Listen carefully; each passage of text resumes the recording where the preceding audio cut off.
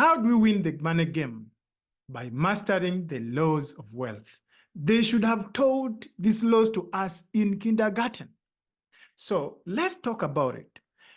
These are real issues that most of us face every day, but are rarely discussed, which is our relationship with money, what we call the money game. Because you have probably heard people say that financial problems can be solved with more money. But what if I told you that that's not true? The fact is, if you don't understand the laws of wealth, no amount of money will ever be enough. You will never win the game of money, if you don't understand the laws of wealth. See, these laws work everywhere, just like gravity. So if you learn them and apply them consistently, you can create lasting wealth no matter where you are. What I refer to as you can win the game of money.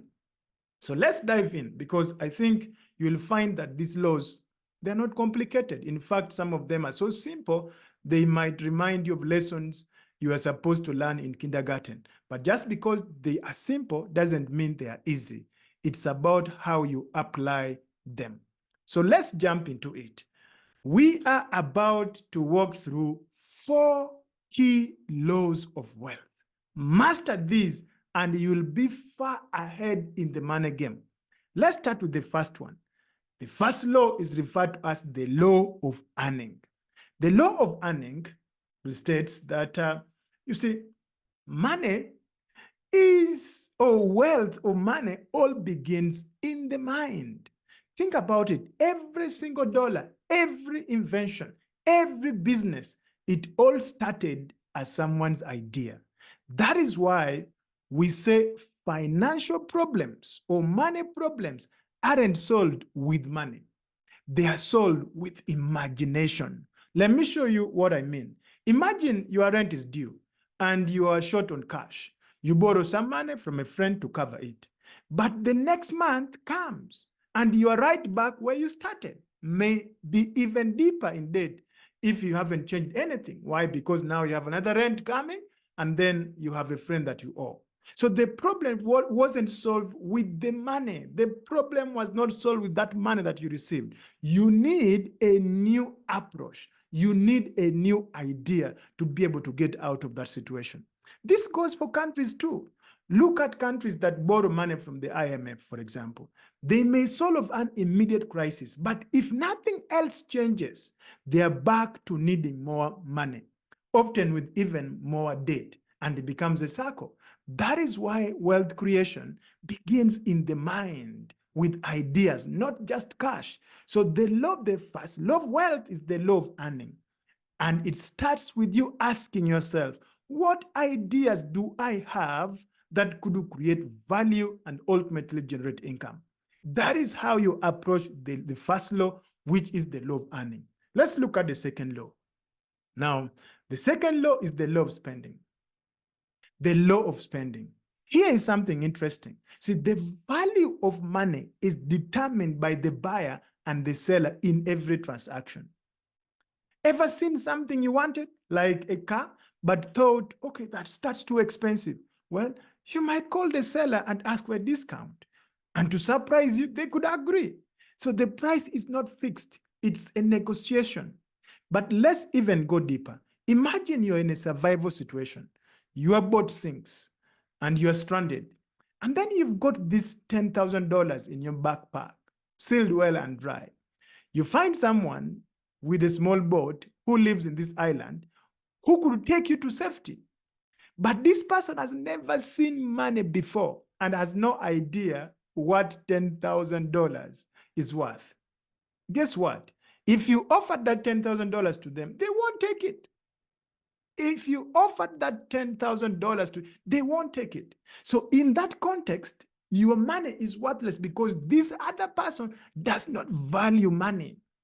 So, but let's think about it. If you are in Florida, for example, and you offer that $10,000 to someone in a small boat, you see, it will not just take you for 10 miles, it will take you 100 miles upstream. So it's not just about you earning money. It's about you understanding how to use it. It's about you beginning to associate a value to the money that you're earning. Don't behave like the other man who has never seen money, that even though he's given $10,000, just consider it as rubbish. Because that is how most of us view money. That when we receive money, we do not allocate the value that the money deserves. So those who become wealthy aren't necessarily those who earn a lot, but those who know how to spend wisely and understand the true value of money in each exchange. So from today, think about whenever you're exchanging money, what value are you getting in returns? And what can it do to your money game? So this brings me to the third law, which referred to as the law of savings. All right, let's move on to the third one, the law of saving. This is about paying yourself first. How many of us pay ourselves, pay everyone else first? Pay the dentist, they pay the car payment, the university, the landlord, but forget to pay ourselves. The truth is, to build wealth, you need to set aside a minimum of 10% of what you earn for yourself. Think about it as building a money magnet. You see, when you save this 10%, you are sending a message to your subconscious mind: I live with abundance. I have enough. Then it creates an energy of prosperity around you. Because the truth of the matter is this, that for example, think about you going to the bank right now and then telling the bank manager, please, I'm doing so badly, I have debts, could you give me some money? They're not going to give you. But if you go and prove to that bank manager that you have more money, you have money, they will suggest to give you a loan. You see, because people always give money to people who already have. So here is the other cash I want you to know in this, that you can't use this money that you save, the one for paying yourself, for perishable or temporary things. Save it until you can invest it in something that brings you income. This way, you start building a magnet that attracts more money, attracts more wealth. It's true what they say, money goes where there's always money. Just like water flows where there's always more water. Love goes where there is love. Hatred goes where there is hatred. It's just a law of life. So money will go where there's already money. So let's look at our last law, which is the law of investing. Now, this is our final law, the law of investing. This is where you make money work for you instead of you working for it. But investing is more than just putting money into something and hoping for a big payout. It has rules, and there are three basic rules to investment: profitability, security, and liquidity. So if you are investing for, say, long term, you're going to be focused on security and profitability, not as worried about liquidity per se. But if you need flexibility, you might then prioritize liquidity, even if profitability is lower. You see, so each investment type has its place. But here is the key: legal investments are essential. Make sure you're investing in things that are legal.